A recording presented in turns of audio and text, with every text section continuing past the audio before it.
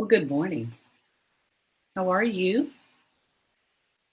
Happy weekend from the frozen tundra that is Dallas, Texas. Ooh, what was that? What was that? Mm-mm-mm. Well, thanks for joining me. I hope you are kicked back somewhere comfortable. We've got a mug of coffee, and today, of course, I am saluting the great place where I live with my Don't Mess with Texas mug. That's right. Mm. So, when last we spoke, um, it wasn't cold like this. We were getting ready to celebrate Valentine's Day. Oh, and here we are, Saturday, February 20th. And I don't know about you. If you live in the United States, you probably participated in this thing that we call the snow apocalypse of 2021. So if you have that on your bingo card, please place your token. And let's get to filling our cards, right? Gosh, guys, I don't know about you, but I'm ready for springtime. So, if this is your first time to catch me live on this broadcast, thank you so much for joining me. My name is Renee Harden. I am an editor, I'm a writer, I am a writing coach and an instructor. So, I love to help people tell their stories. I love talking about great stories, I love reading great stories. I just finished a great book um, called Outlaw by Anna North, reading as part of Reese's book club, and set in the wild, wild west. Think Handmaid's Tale in a Western setting. Very interesting. But I love to help people tell their stories. I love helping writers craft their stories so they can put their best work out there. Ooh, speaking of best work, Mother Nature put her best work out there. And we had not one, but two storms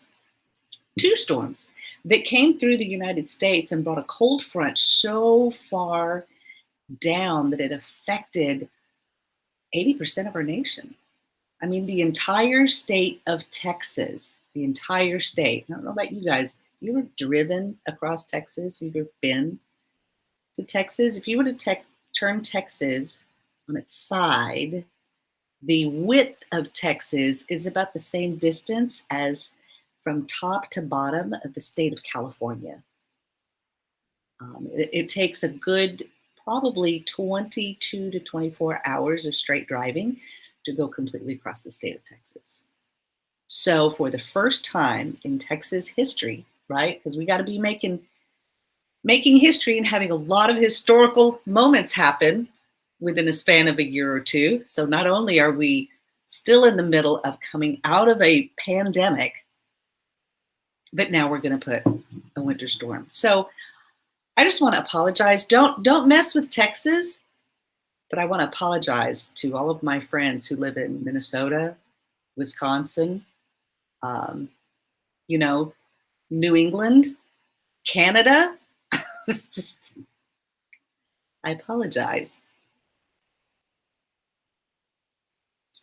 We get 6 to 7 inches of snow, and we freak out. And what is worse is now that the power is back on, um, we have a water shortage. How is that? How is that possible in one of the biggest states in our nation? So I have questions.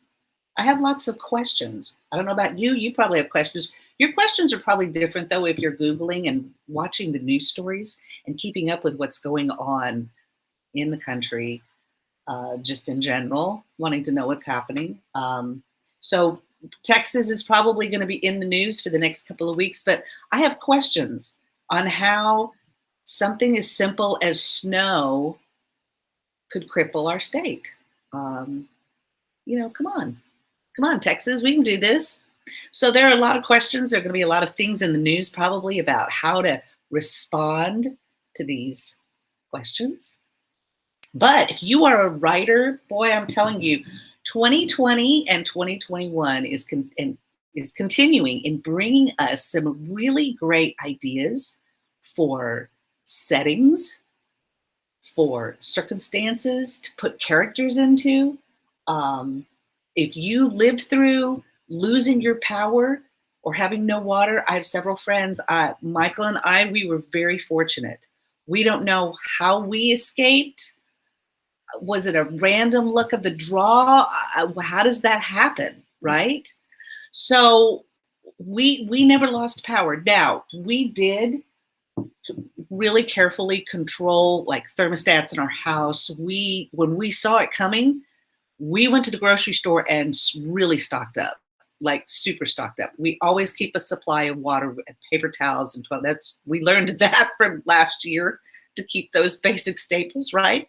So imagine a character being thrust into this scenario. What if this snowpocalypse happened in the year 2300? What would we do?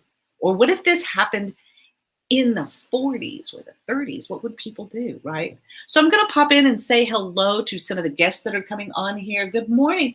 Good morning, Leslie. How are folks in Tennessee?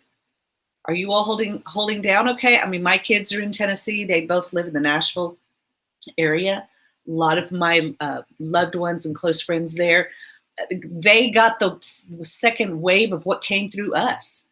Only Nashville got it in the form of ice. So they got ice first, then snow. We got snow. So you remember last week, guys, I had talked about having my oncology follow-up, and the day that I drove to my appointment was the same day that the 133 car pileup happened. So the roads were already getting bad. Texas, we don't have equipment. We don't have snow plows. Why would we have state snow plows, right? So you have the good people of Texas getting out there and shoveling and bringing their trucks and clearing areas for neighbors and helping neighbors because that's what we do in these instances, right?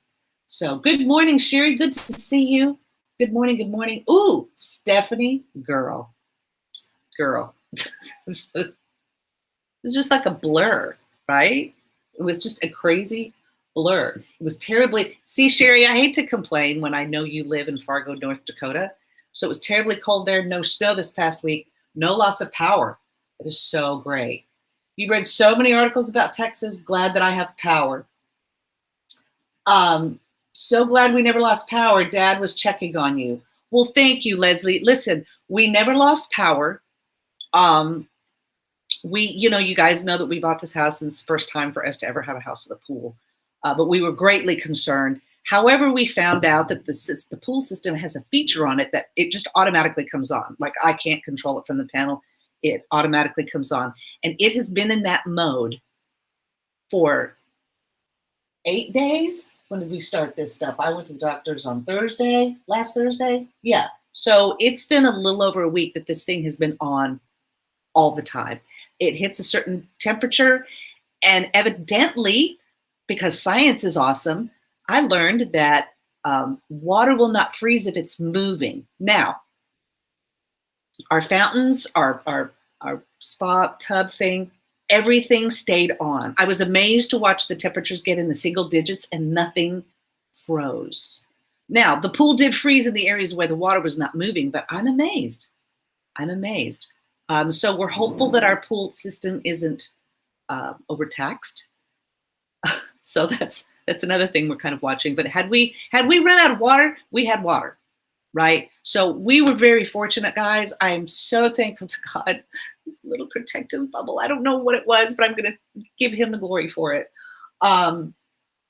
Yeah, so we did the right thing in stocking up.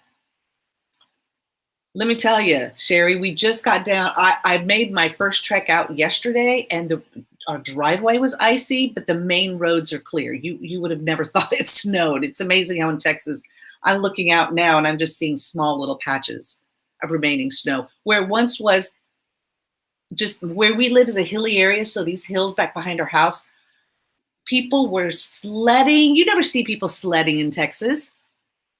I mean, never.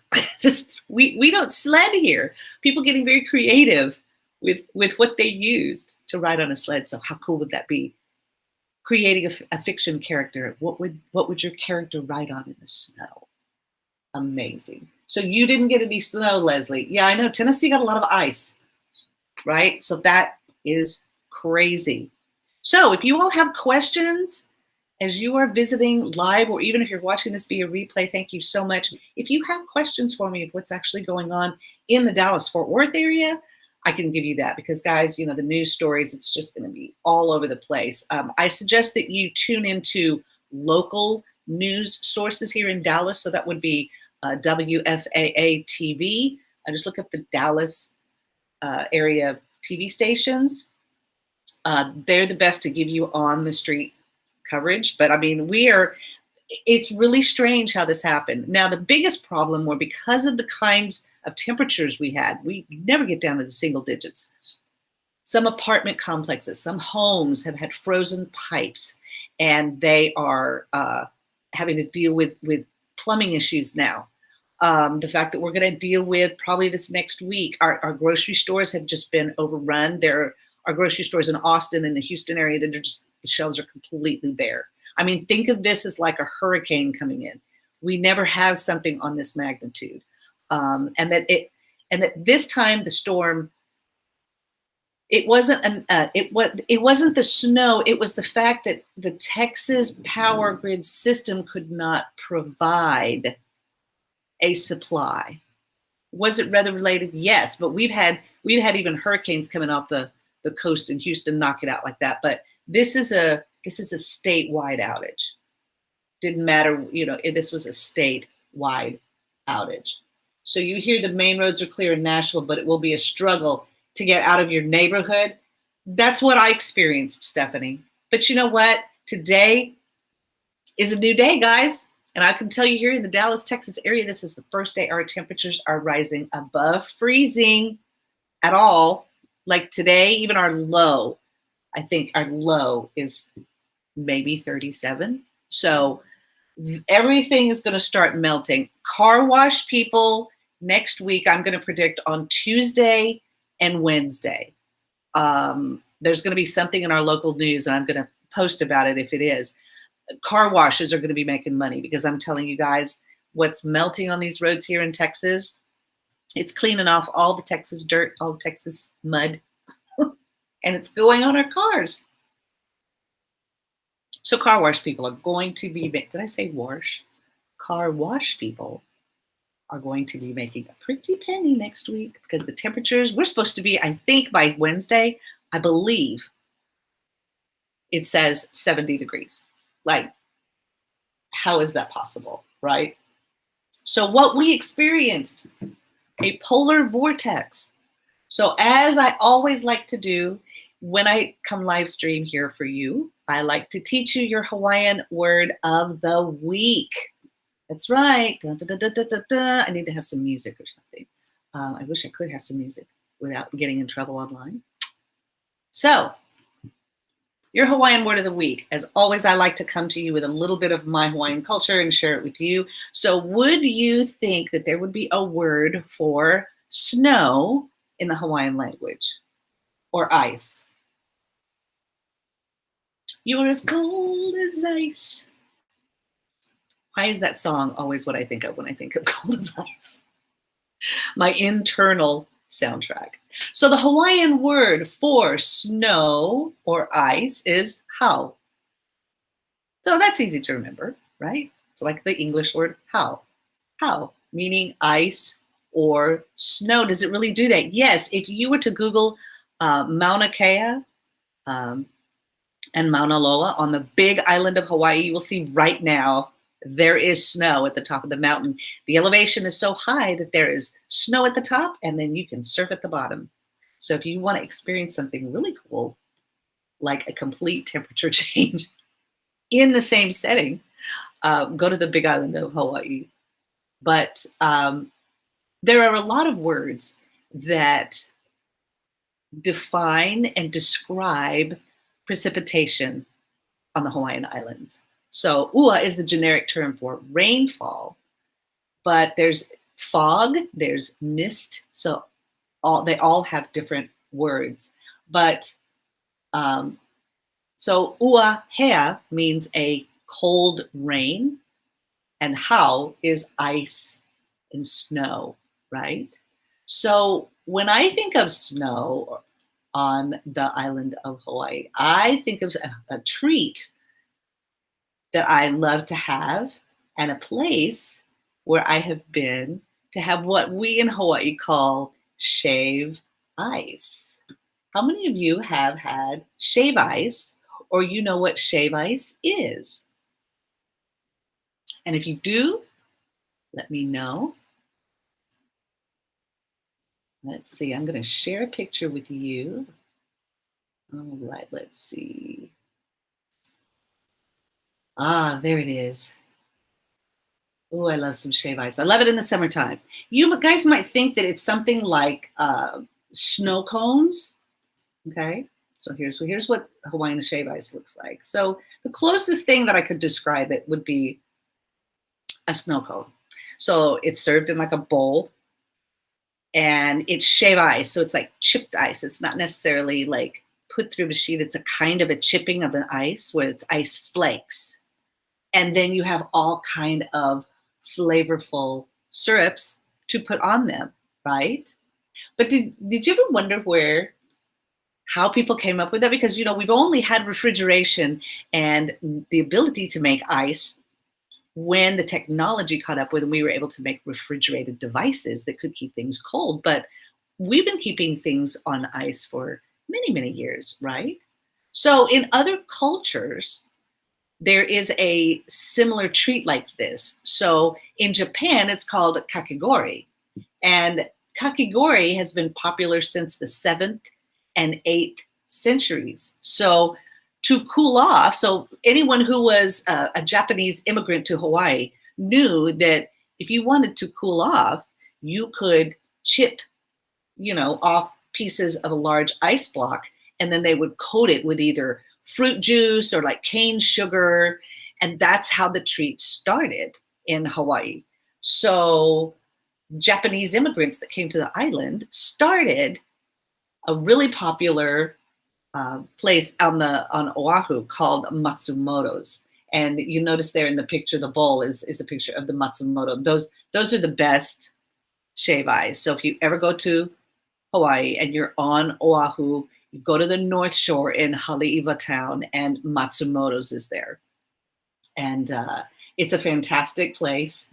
They have amazing shave ice and all of the kinds of flavors you could imagine are fun. So, yeah, Matsumoto's and shave ice and the history of shave ice and your Hawaiian word of the week, which is hau.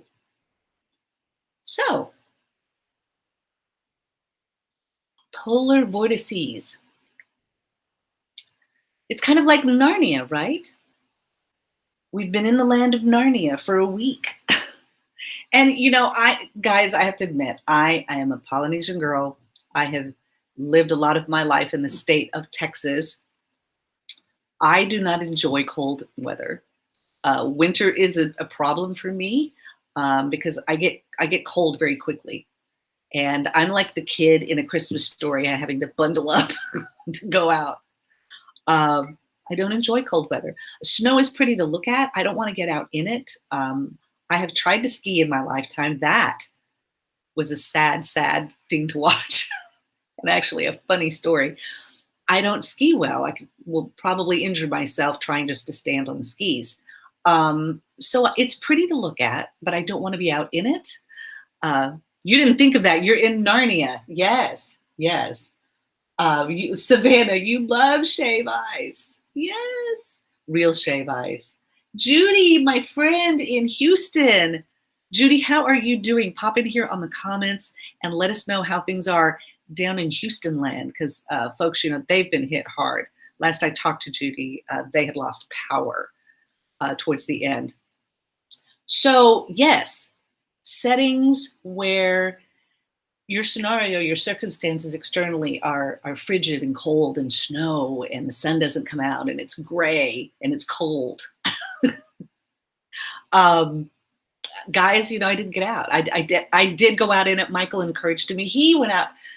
Fun little polar bear guy that he is. He bundled up and he went out on a walk and he walked down to the store to get out in it and caught some beautiful shots, some pictures.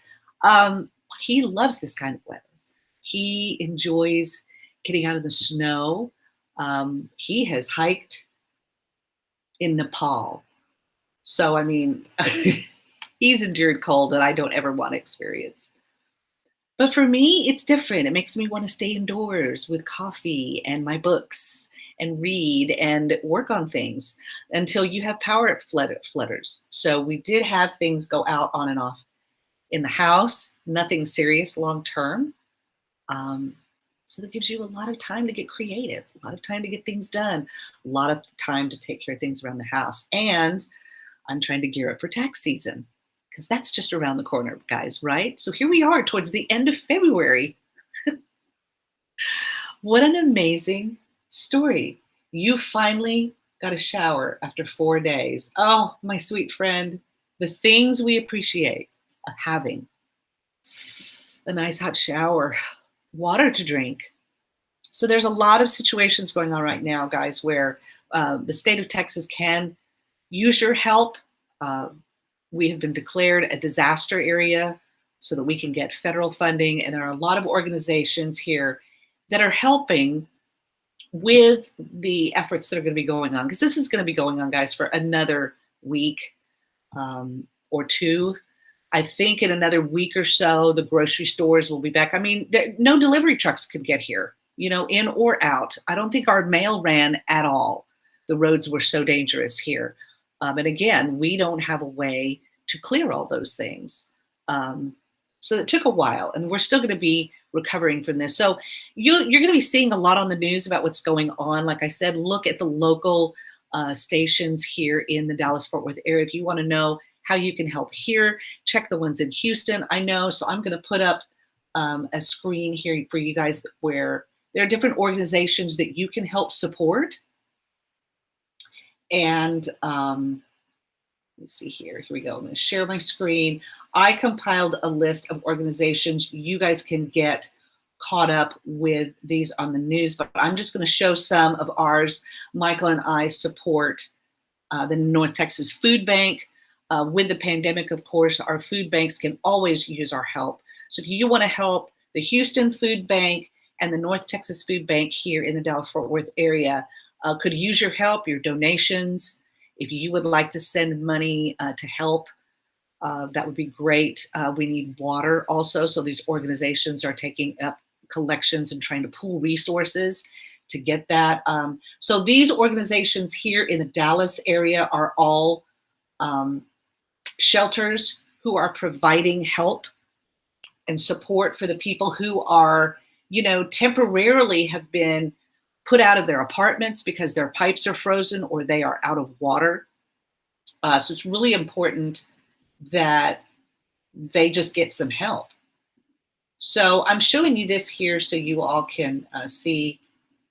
Let's see. So again, the North Texas Food Bank, the Austin Street Center, Our Calling, the Stew Pot, the Union Gospel Mission, and the Oakland United Methodist Church. These organizations are pooling together their funds and their resources to create a network around the city to provide meals to people, to provide water, to provide temporary housing. Our convention center here has been opened up to take on any of the homeless people who were already out on the streets anyway, and any families that are affected. The Salvation Army, the Red Cross are already coming in to try to set up areas to help people. So if you want to help, that would be great. If you want to look up and you can Google search any of these organizations and send funds.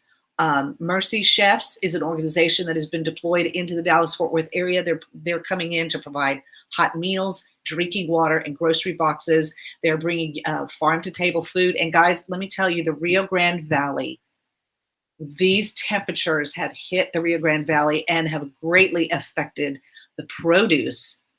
Farmers have lost entire crops. And that is going to affect what's going to happen nationwide with produce supply, right? So any of the ways that you can help down here, helping the farm to table organizations and the farmers down here would be great. In Austin, the Urban League has created a hashtag, hashtag love thy neighbor. If you are following on Twitter or Instagram, you will be able to search this hashtag and see what they're doing and how you can support them and donate. Austin Pets Alive is helping provide support to families or people with pets or any lost pets, stray pets that they are finding to help the animals. So any of these organizations, guys, you can support and help. Like I said, in the Houston area, the Houston Food Bank, Lucille's 1913 Community Kitchen is providing meals for people. Judy, if you know of any organizations or help, guys, I could put you in touch with.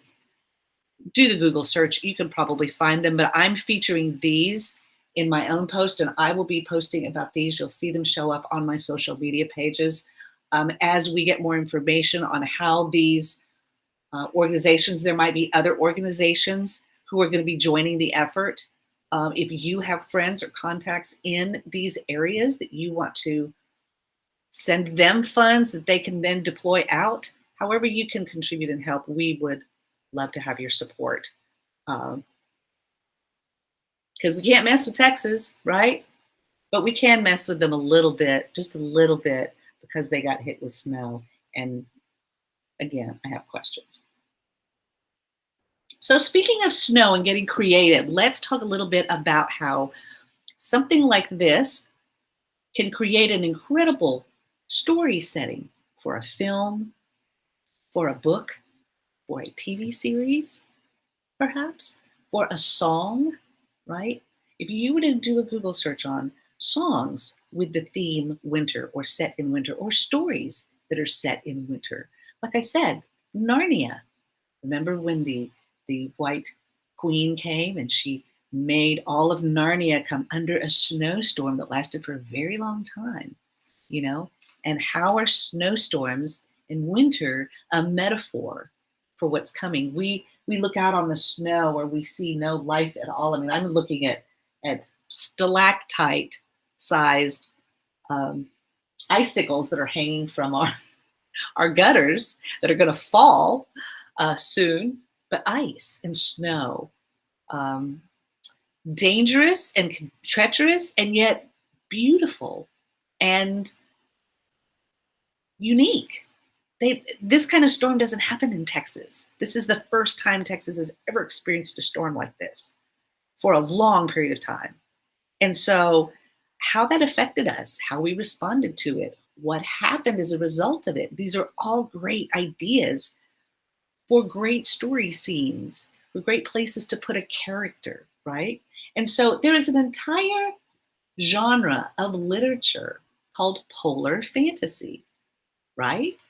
It's a fun genre. Polar fantasy is, of course, set in anything that has snow landscapes or wind-swept frozen tundras, or perhaps cozy little warm cottages by the fire.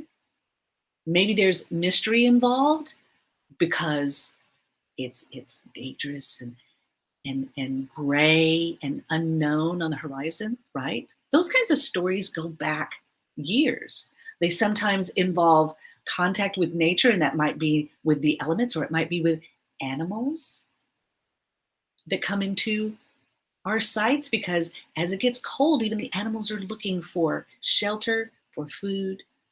And so the northernmost edges of our earth, where the northern lights happen, are called polar because they are at the pole, the two poles of the globe, the United States, the globe, right? The North Pole and the South Pole, Antarctica, and we know those lands there.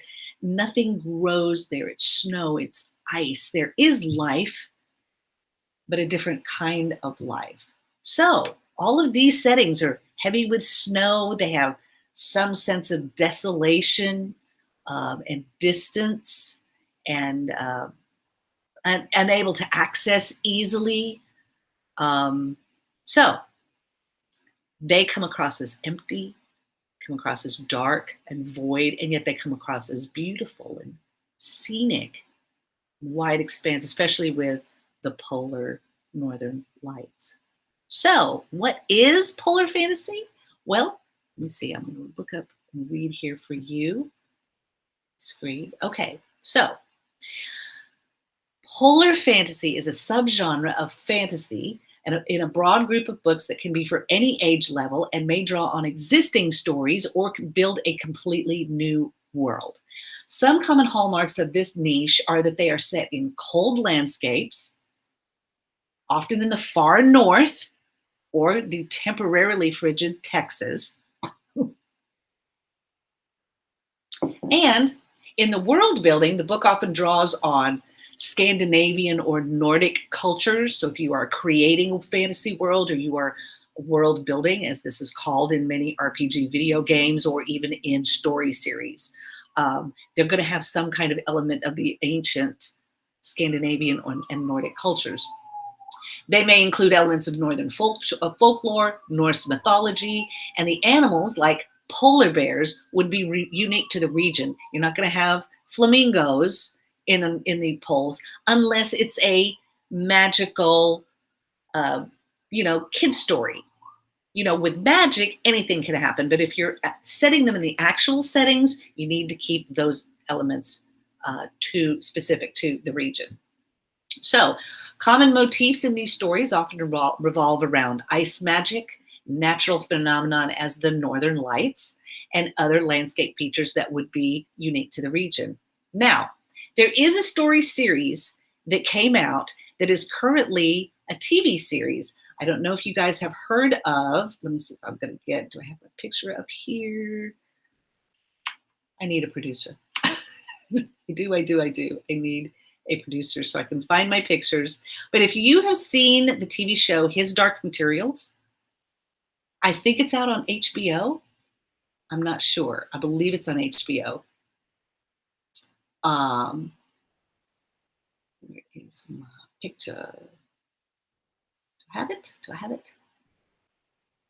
I thought I got it. Anyway, His Dark Materials, right? So this is part of that subgenre of polar fantasy, because this is a book that the first book is called Northern Lights. The second one is called The Subtle Knife, and the third one is called The Amber Spyglass. And it's a coming of age story of two kids as they wander through a series of parallel universes. And so, even though His Dark Materials has been marketed as a young adult fiction, so this is young adult fiction set in the polar fantasy genre, he really wrote it with no target audience in mind. The fantasy elements include witches and armored polar bears. The trilogy also alludes to concepts from physics, philosophy, and theology. It functions in part as a retelling and an inversion of Milton's Paradise Lost, with Pullman commending humanity for what Milton saw as its most tragic failing, which is original sin. So the trilogy was controversial when it came out. It was published, the first book was published in 1995, and then The Subtle Knife came out in 97. The Amber Spyglass came out in 2000. So this was is an established series written 20 years ago that really came under fire for its criticism of religion. So a little controversial, but example of a modern setting, a modern story adaptation that's been taken off of a book in this polar fantasy genre. So interesting. How would you then create characters or worlds in this fantasy area, right? So, oh, Judith. Okay, gallery, furniture, and mattress Mac. Yes, absolutely. So those are two people you can help. Mattress Mac, these people have opened their furniture stores to people to come in and get warm, have a place to stay, clean up, that kind of thing. Unbelievable. They do this. Mattress Mac has been doing this. He's a great guy. But Gallery Furniture and Mattress Mac in Houston, you can support them. Great characters, right? You can even base characters off of people like this. Who are the heroes that come in and help in the stories? So if you were to create a character in a polar fantasy, what would your character look like? Male or female? family or not, battling the elements, battling the conflict within. And how would you write those scenes? Maybe even based off some of the things you experienced. Power goes off. They have to leave their home and evacuate. They're now out on the streets. What would that be like for a character? What was that like maybe for you as you were experiencing it? We could not get out of our house. We couldn't leave even if we wanted to. So we were holed up here. We were stuck here. We live on the top of a hill in our neighborhood. The roads kind of wind around and it's kind of hilly over here. It's not the flatter part of Dallas. So unfortunately, when it fell, there was no way, no people getting up here, and there was no one going down. We didn't see any movement for days. If it was any movement, it was people walking out in the snow, but no one was getting out in their cars. So we couldn't get out to even help people. Other friends were stuck. Some of them, when their power went out, they went downtown to the hotels. Hotels were filling up because people were having to leave their homes. And so what would that be like if you had to go stay somewhere with a bunch of people that were all experiencing this at the same time? And how would that bring your characters together? So fun ways, fun settings for stories that can be created through our life experiences. I mean, that's really what we're doing, right? We are living our stories and we are sharing them with people in various forms. Again, I think there's going to be some movies made about the pandemic. I'm sure there's going to be TV shows made. I'm waiting for some books to be written where the pandemic becomes a part of the story, becomes a circumstance. They're in development, I'm sure. So while snow and frigid temperatures and external circumstances can be difficult, you know what, guys? What lies beneath the ice and the snow? And on a metaphorical level, what kind of messages is life sending us about where we are on this journey? I know for us, being holed up here, we had a lot of food, we have water, we were trying to keep in touch with friends and watch what was happening and not able to do anything.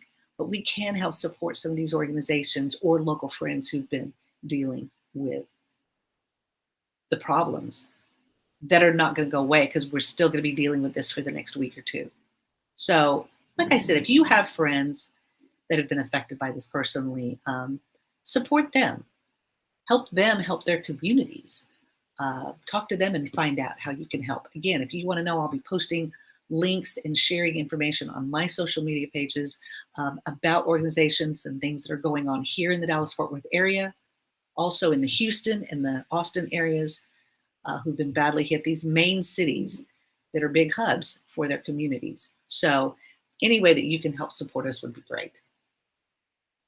And anytime you want to come down here in the summertime, just don't come down here in August. Come down here in the fall. Of course, I'm not going to say anything because we don't know what 2021 has in store, you guys. But what I do know is we're living through some awesome stories.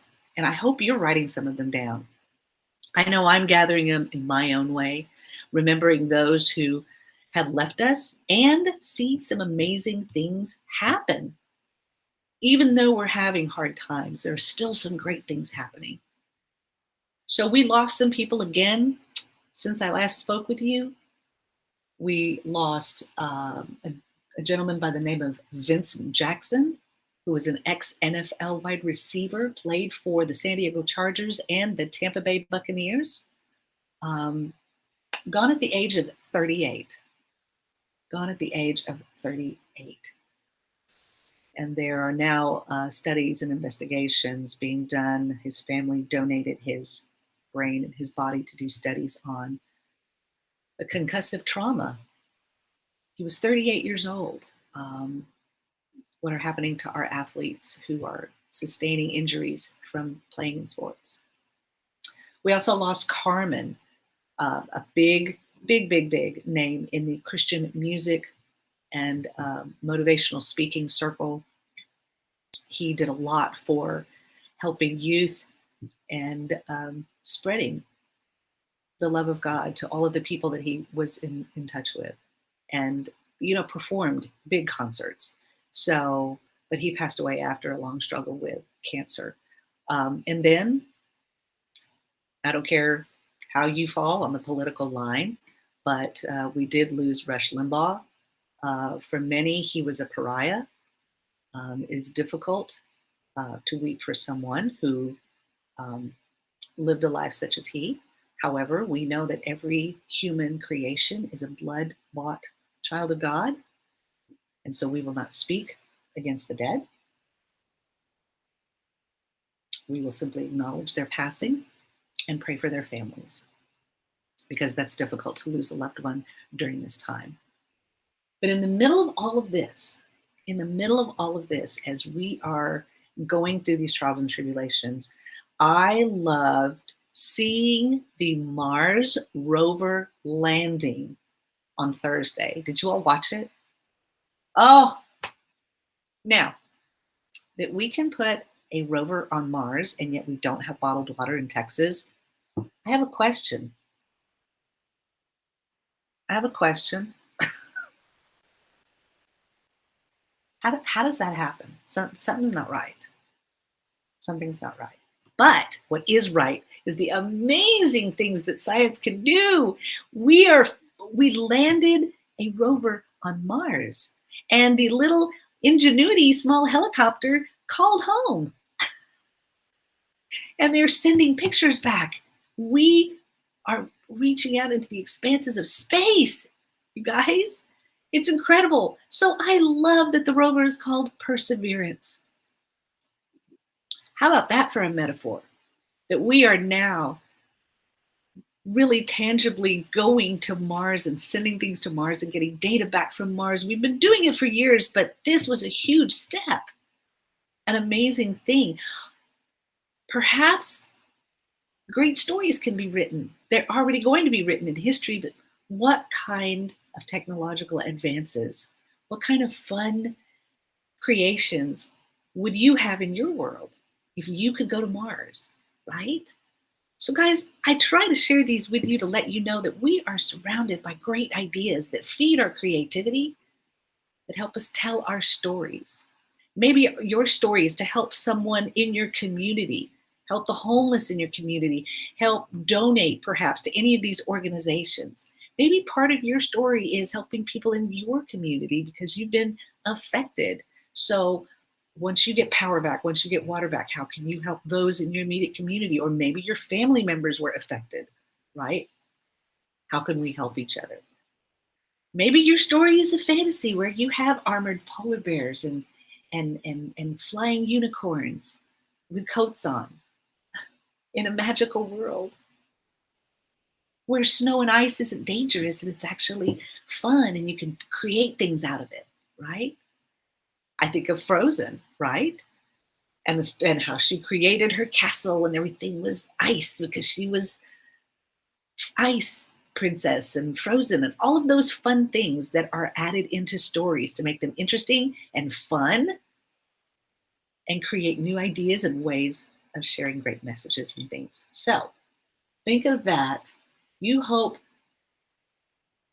you live long enough to see a person land on Mars. Yes, I do too. Where travel to the moon is possible is like a vacation spot.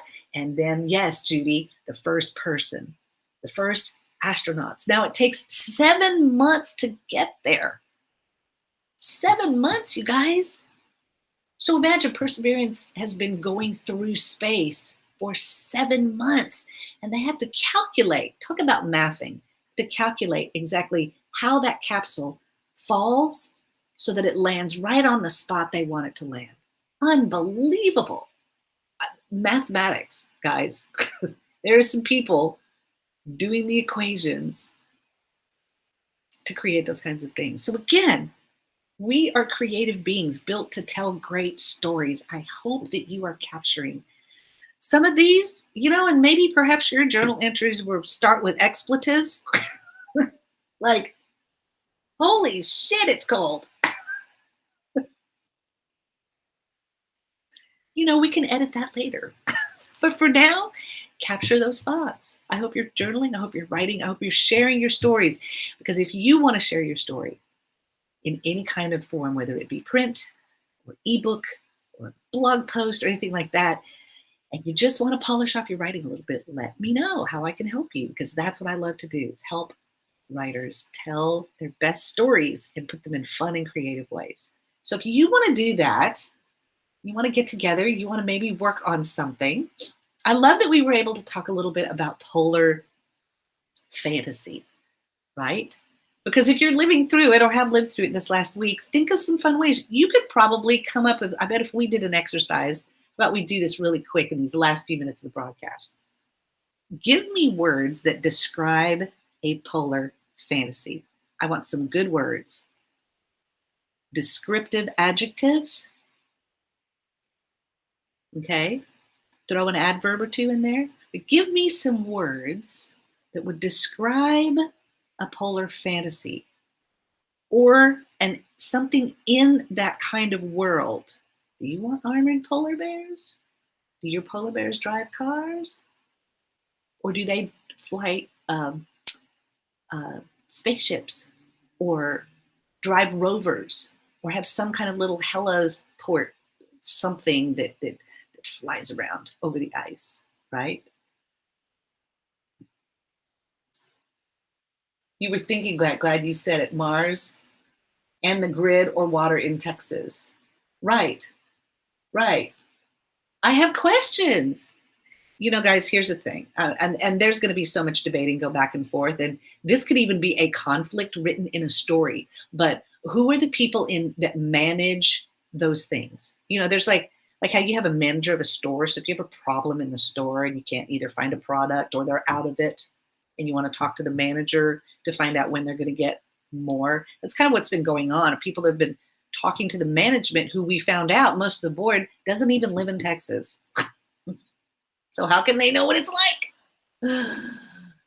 So it's just bad management, guys. It's bad management. And I'm sure they're going to be called to task for what's happening. It's not that the wind turbines froze, it's that they weren't properly maintained. Because when are we ever expecting a polar vortex to hit Texas? Okay, so I'm gonna throw that out there. To spend money on something, on the maintenance of the equipment for an event that would never happen, they may look at that and think, we don't want to spend the money on that when this money can be used elsewhere. Now, do you want to maintain your equipment so that if the chance ever happens, you would be prepared? So it's a preparedness thing, guys, right? It's a preparedness thing. And could that be written into a character or perhaps a scene in a story? How maybe the conflict that we're dealing with, that's why stories are so great, because you can wrestle with this kind of conflict and do it in a way where maybe there's a redemptive ending instead of everybody clubbing each over the head and pissing and moaning and accusing each other. Come on.